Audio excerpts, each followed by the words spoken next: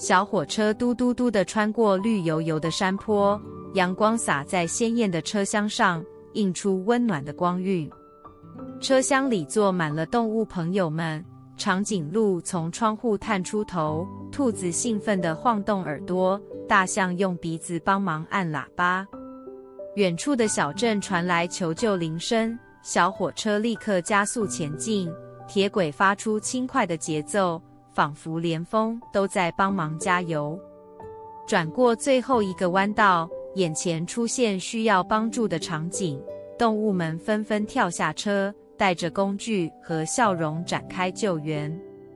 浣熊用灵巧的爪子解开缠住的绳索，企鹅们排成输送队传递物资，连平时慢吞吞的乌龟也快手快脚地铺好临时桥梁。